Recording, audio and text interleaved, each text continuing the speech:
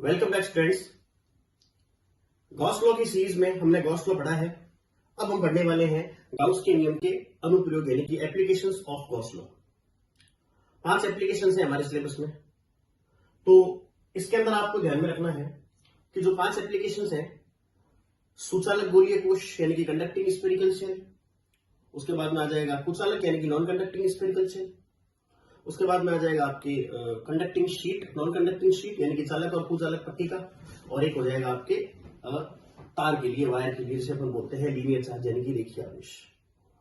तो यहां पर सब डेरिवेशंस के अंदर एक चीज कॉमन है कि सबसे पहले आपको एक गाउसीय पृष्ठ बनाना होता है। आप इसके लिए बनाएंगे। जितने भी 5 के 5 एप्लीकेशंस आप पढ़ेंगे, सबसे पहला काम क्या है? गाउसीय पृष्ठ बनाना, गाउसियन सरफेस। और उस गाउसीय पृष्ठ की विशेषता क्या होती है? उस गाउसीय पृष्ठ की विशेषता यह होती है कि वो क्लोज्ड होता है, बंद होता है। ठीक है। दूसरी बात, काल्पनिक होता है। हम अपने मैथमेटिकल कैलकुलेशन के लिए उसको बनाते हैं, वर्चुअल है वो। तीसरी बात, उस गाउसीय पृष्ठ के प्रत्येक बिंदु पर इलेक्ट्रिक फील्ड इंटेंसिटी जो है वो सेम होनी चाहिए, बराबर होनी चाहिए। इसलिए हर एक एलिमेंट के लिए, जैसे स्फीयर के लिए स्फेरिकल बनता है, अभी बनाएंगे अपन, वायर के लिए सिलेंड्रिकल बनता है, अलग अलग शेप का गाउसीय पृष्ठ बनता है। तो उसका मेन रीजन क्या है कि जिस एलिमेंट के लिए भी आप बना रहे हैं, उस गाउसीय पृष्ठ के हर एक बिंदु पर विद्युत क्षेत्र की तीव्रता का मान क्या होना चाहिए? समान होना चाहिए। तो सबसे पहला काम क्या है आपका? गाउसीय पृष्ठ बनाना। दूसरा काम, वो जो गाउसीय पृष्ठ आपने बनाया है, उस गाउसीय पृष्ठ से कितना फ्लक्स निकलता है, वो फ्लक्स आपको फाइंड करना है। वो फ्लक्स आपको फाइंड करना है फ्लक्स के 2 अलग अलग फॉर्मूले से। एक तो जो आप फ्लक्स का सामान्य सूत्र लिखते हैं, फाई बराबर में integration of E vector dot D S vector, उससे निकालना है। और एक बार आपको फ्लक्स निकालना है गाउस के नियम से, जो कि है फाई बराबर में समेशन ऑफ क्यू अपॉन में एप्सिलॉन नॉट। तो गाउस के पृष्ठ बनाने के बाद में आपको 2 फ्लक्स के फॉर्मूले लगाने हैं, यानी कि एक ही गाउस के पृष्ठ से निकलने वाले फ्लक्स निकाल लिया आपने 2 अलग अलग सूत्र से। तो 2 फ्लक्स आ गए आपके पास में उसी गाउसीय पृष्ठ के। फिर उन दोनों की आपको कंपैरिजन करनी है, तुलना करनी है, यानी दोनों फ्लक्स को आपको क्या करना है? एक दूसरे के बराबर रखना है, उससे इलेक्ट्रिक फील्ड आ जाएगा। तो ये प्रोसेस आपको अपनाना है। गाउसीय पृष्ठ बनाना है, गाउसीय पृष्ठ से निकलने वाला फ्लक्स निकालना है, किसके सूत्र से? फ्लक्स के सूत्र से। और उसके बाद में उसी गाउसीय पृष्ठ का फ्लक्स निकालना है, किससे? गाउसियन सरफेस का फ्लक्स किससे निकालना है? गाउस के नियम से। और उन दोनों फ्लक्स की क्या करनी है? कंपेरिजन करनी है। तो सबसे पहले हम बात करने वाले हैं electric field intensity due to uniformly charged conducting spherical shell, यानी कि एक समान आवेशित गोलीय कोश के कारण विद्युत क्षेत्र की तीव्रता। तो ये हमारे पास में एक कैपिटल आर रेडियस का गोलाकार जो है वो गोलीय कोश, इसको कह सकते हैं सुचालक गोलीय कोश है। इसकी रेडियस कितनी है? Capital R.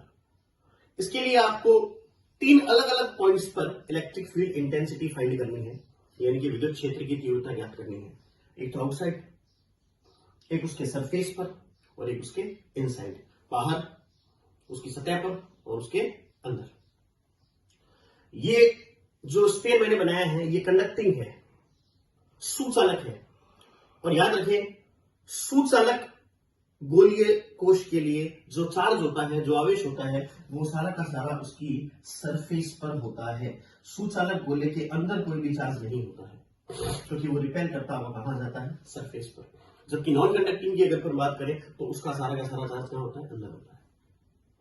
तो यहां पर जब सुचालक गोले के सरफेस पर चार्ज है, पृष्ठ पर चार्ज है, तो कौन सा आवेश वितरण हो जाएगा? सरफेस चार्ज डिस्ट्रीब्यूशन, यानी कि पृष्ठीय आवेश वितरण। 2D के अंदर है चार्ज। तो इसका जो आवेश घनत्व है उसको आप किससे रिप्रेजेंट करोगे? सिग्मा से रिप्रेजेंट करेंगे। किससे रिप्रेजेंट करेंगे? सिग्मा से। ओके। हालांकि ये कॉन्सेप्ट हम लास्ट में यूज करेंगे कहीं पर। तो फिलहाल कैपिटल आर रेडियस के लिए सबसे पहले मुझे इंटेंसिटी ऑफ इलेक्ट्रिक फील्ड कहां निकालनी है? आउटसाइड, बाहर निकालना है। तो मैंने एक पॉइंट लिया P। ये पॉइंट P जो है वो मैंने आउटसाइड द स्फीयर लिया है, गोले के बाहर। हमारा जो गोलीय कोश है ना, ये स्फेरिकल साइड, इसके बाहर हमने लिया है। और इस पॉइंट की स्फीयर के सेंटर से जो डिस्टेंस है वो स्मॉल आर है। तो मुझे स्मॉल आर डिस्टेंस पर, यानी कि यहां पॉइंट P पर क्या निकालना है? इलेक्ट्रिक फील्ड इंटेंसिटी फाइंड करनी है। ओके, तो सबसे पहला काम मैंने आपको क्या बताया था? सबसे पहला काम है आपको बनाना है गाउसिय पृष्ठ। गाउसिय पृष्ठ यानी कि गाउसियन सरफेस। और गाउसियन सरफेस की विशेषता क्या होती है? बंद होता है और इलेक्ट्रिक फील्ड इंटेंसिटी जो है वो क्या होनी चाहिए? सेम होनी चाहिए। तो गोलीय कोश के लिए जो गाउसिय पृष्ठ बनेगा वो कैसा बनेगा? गोलाकार बनेगा, स्फेरिकल ही बनेगा। क्योंकि इस स्फेयर की अगर अपन बात करें, इस स्फेयर का हर बिंदु इससे क्या है? बराबर बराबर दूरी पर है, इक्वल डिस्टेंस पर है। सपोज अभी मेरे पास में ये स्फेयर है और मैं इसके चारों तरफ कोई क्यूब बना दूं, स्फेयर के चारों तरफ एक क्यूब बना दिया, तो उस क्यूब का हर पॉइंट स्फेयर से बराबर दूरी पर होगा? नहीं होगा। इसलिए इलेक्ट्रिक फील्ड इंटेंसिटी उस क्यूब के लिए सेम नहीं हो सकती। जबकि स्फेयर के लिए, जैसे इसकी रेडियस कितनी है? कैपिटल आर, और उसकी कितनी है? Small R. तो इनके बीच की डिस्टेंस हमेशा कितनी होगी? Small R minus capital R. तो गोलीय कोश के लिए जो हम गाउसिय पृष्ठ बनाएंगे वो कैसा बनेगा? गोलाकार बनेगा। तो इसको अपन कहते हैं गोलाकार गाउसिय पृष्ठ। ये है हमारा गाउसियन सरफेस, यानी कि गोलाकार गाउसिय पृष्ठ। This is Gaussian surface. Okay, और ये है आपका गोलीय कोश, जिसके लिए आपको इलेक्ट्रिक फील्ड निकालना है। गोलीय कोश आपके पास में उपस्थित है, जबकि गाउसिय पृष्ठ आपने वर्चुअल बनाया है। ओके, तो हम यहां पर लिखते हैं इस तरीके से कि इलेक्ट्रिक फील्ड इंटेंसिटी फाइंड करने के लिए, आउटसाइड फाइंड करने के लिए हम स्मॉल आर रेडियस का एक गोलाकार गाउसिय पृष्ठ बनाते हैं। ओके, पहला काम हो गया हमारा। फिर मैंने आपको क्या बताया? गाउसिय पृष्ठ बनने के बाद में, या आपको कंटिन्यूअस बनाना है वैसे, गाउसिय पृष्ठ बनने के बाद में आपको उस गाउसिय पृष्ठ से निकलने वाला क्या ज्ञात करना है? फ्लक्स ज्ञात करना है। ये जो गाउसिय पृष्ठ हमने बनाया है, इस गाउसिय पृष्ठ से, बंद गाउसिय पृष्ठ से निकलने वाला आपको क्या बनाना है? क्या निकालना है? फ्लक्स निकालना है। और वो फ्लक्स क्या करना है? एक बार तो आपको निकालना है किसके फॉर्मूले से भाई?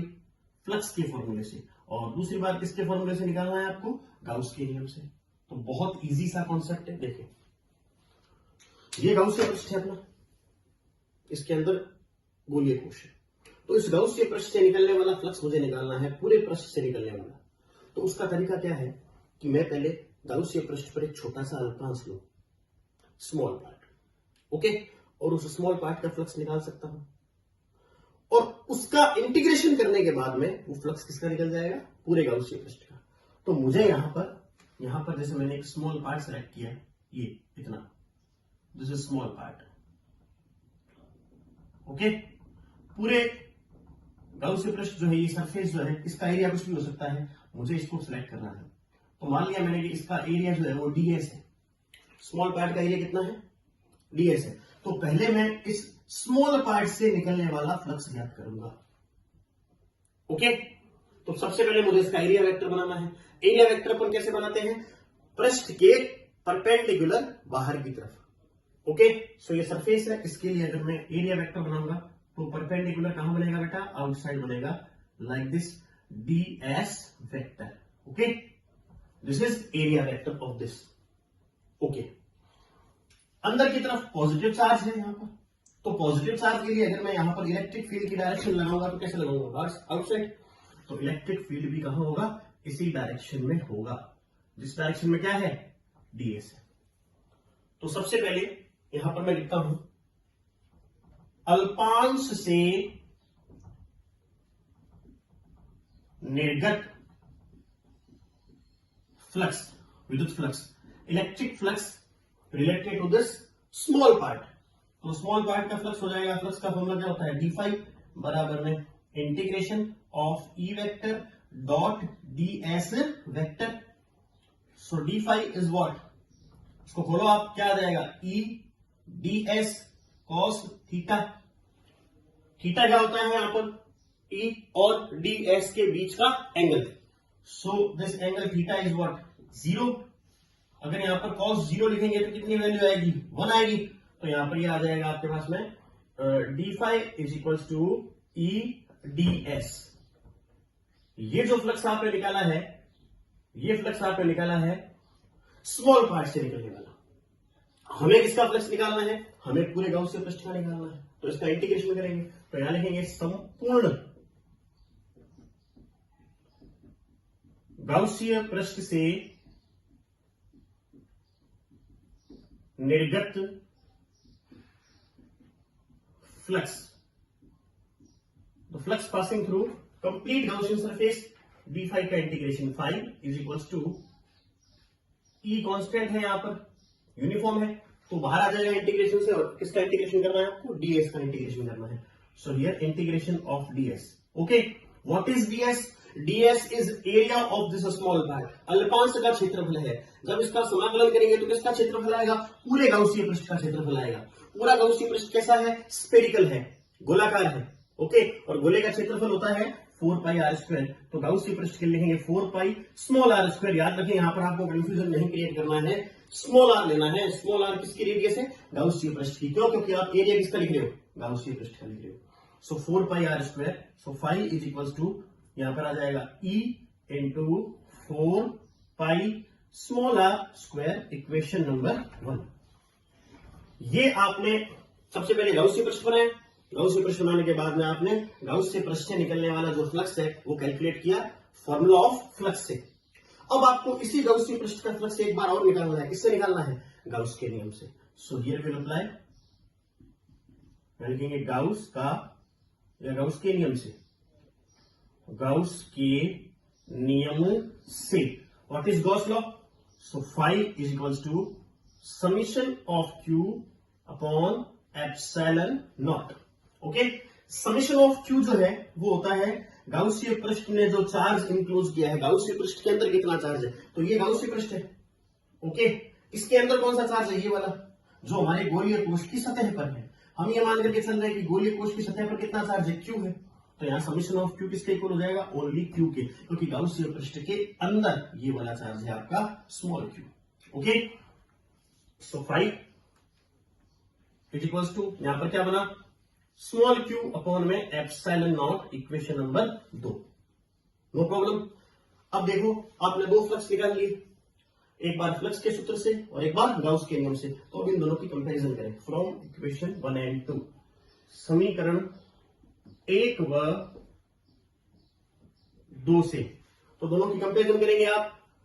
सो फाई और फाई इक्वल कर देंगे तो ये हो जाएगा E into 4 pi small R square बराबर में, यहां पर क्या आ जाएगा? Q अपॉन में epsilon naught. Okay, E into 4 pi R square क्या आ जाएगा? Small Q upon epsilon not.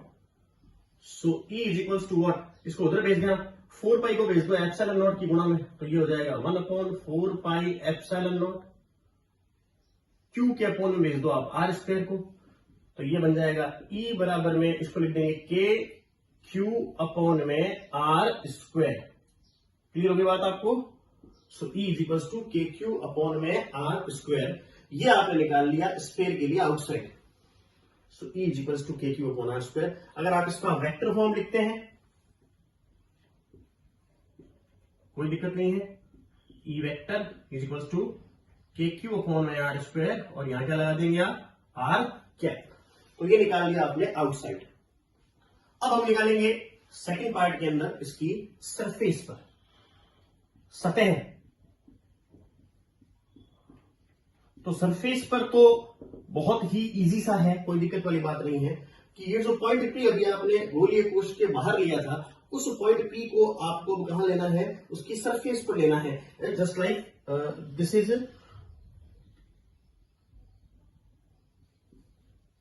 Spherical shell, आपका स्फेरिकल सेल हो गया ये। ओके, इसकी सरफेस पर आपने चार्ज जो है वो डिस्ट्रीब्यूट कर रखा है। ओके, पहले आपने पॉइंट कहां लिया था? आउटसाइड। अब आप कहां ले रहे हैं? उसकी सरफेस पर ले रहे हैं। So this point P is taken at surface.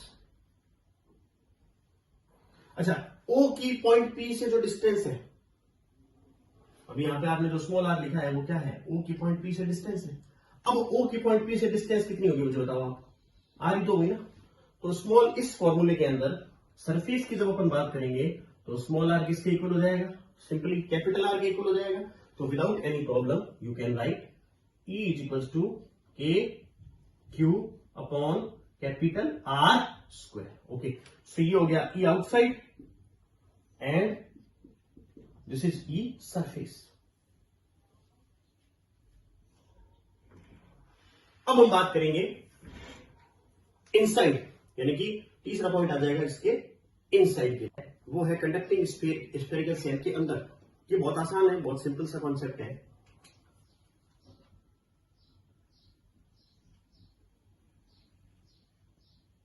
ये है आपका कैपिटल आर रेडियस का कंडक्टिंग स्फेरिकल शेल, ठीक है। उसकी सरफेस पर आपने जो है वो चार्ज को यूनिफॉर्मली डिस्ट्रीब्यूट कर रखा है, जैसा कि आपने पहले दो डेरिवेशन अभी दो पॉइंट इसके देखे हैं। अब अगर आप इसके अंदर कोई पॉइंट लेते हैं पी, सपोज मैंने एक पॉइंट पी यहां लिया है, for example this is point P, okay. तो यहां पे अगर इस डिस्टेंस को मैं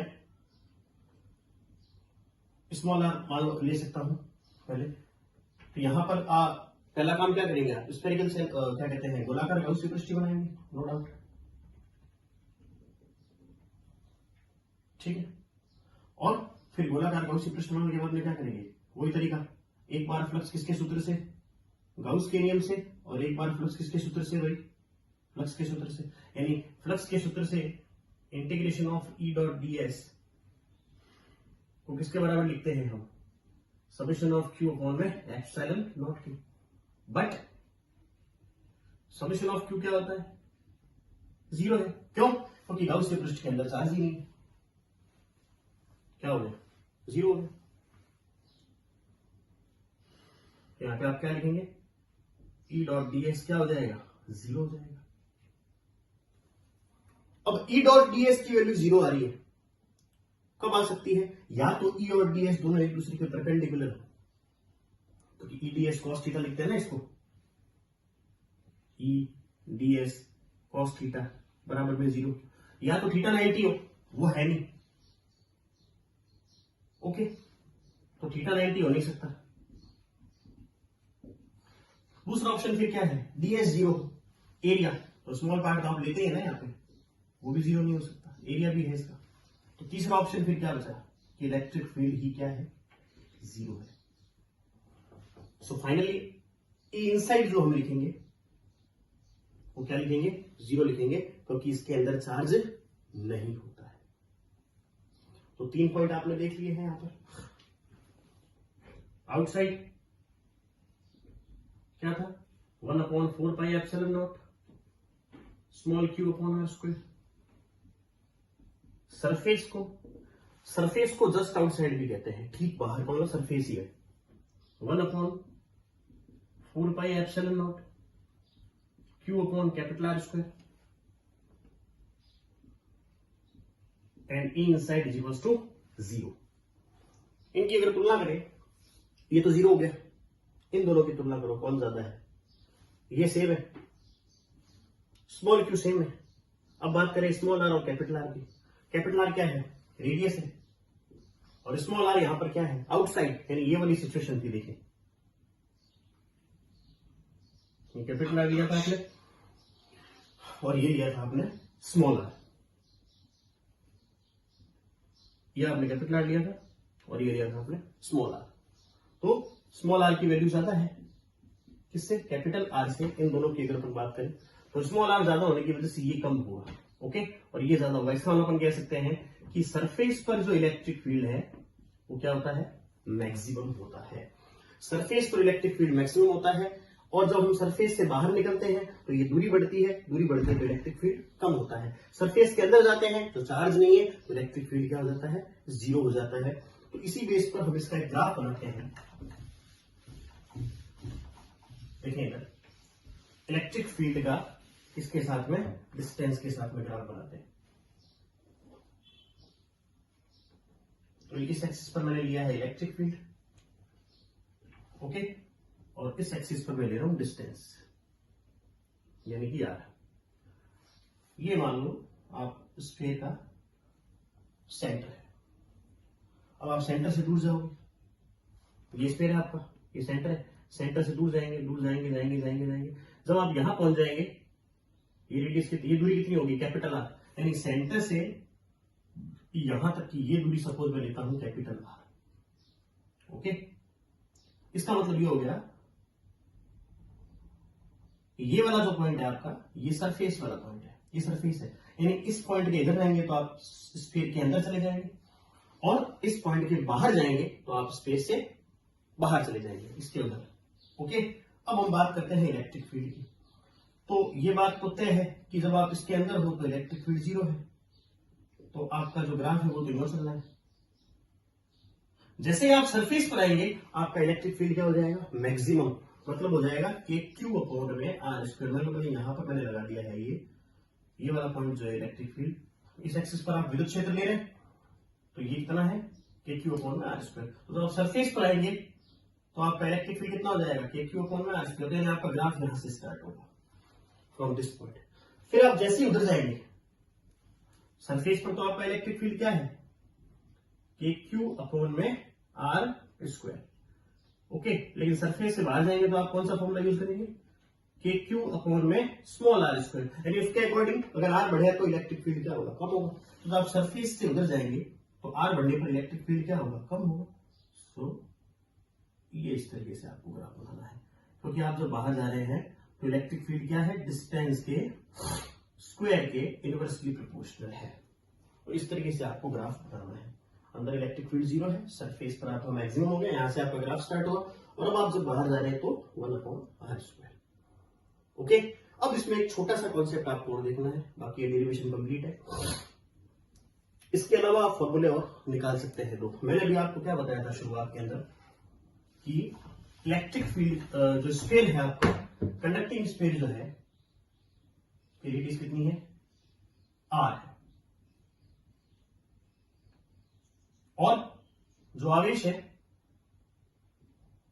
जो चार्ज है, वो कहां है, वो उसकी सरफेस पर है, नो डाउट। तो यहां पर आप उसके लिए आवेश घनत्व का सूत्र क्या लगा सकते हैं, formula of charge density, sigma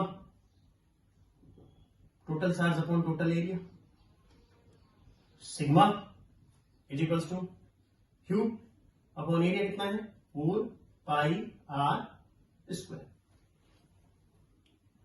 okay, sigma is equals to Q upon 4πr square. तो यहां से अगर मैं कैपिटल आर स्क्वायर को सपोज इधर ले जाऊं तो मेरे पास में आ जाएगा Q upon 4π is equals to sigma R square. तो यहां से मैं ये जो आउटसाइड और सरफेस के फॉर्मूले को और बना सकता हूं, यानी ये आउटसाइड अगर मैं बनाता हूं, देखें ध्यान से, ये आउटसाइड, तो इसके अंदर मैं क्यू अपॉन 4π की जगह पे क्या लिख देता हूं, सिग्मा आर स्क्वायर अपॉन में epsilon naught small R square. तो ये फॉर्मूला बन गया। और इसी में अगर मैं सरफेस की बात करता हूं तो सरफेस में क्या करना है, स्मॉल आर की जगह कैपिटल आर तो पुट करना है, तो कैंसिल हो जाएगा, तो सिग्मा अपॉन में एप्सिलॉन नॉट। ये भी दो इंपॉर्टेंट फॉर्मूले आपको ध्यान में रखने हैं कंडक्टिंग के लिए। ओके, नेक्स्ट जो लेक्चर है उसमें हम डिस्कस करेंगे नॉन कंडक्टिंग स्फेरिकल शेल। उस नॉन कंडक्टिंग स्फेरिकल शेल के अंदर जो पहले वाले दो डेरिवेशन है, पहले वाले दो पॉइंट्स है, आउटसाइड और सरफेस, उसमें कोई चेंज नहीं है, केवल इनसाइड में जाकर के चेंज आएगा तीसरे पॉइंट के अंदर। ओके।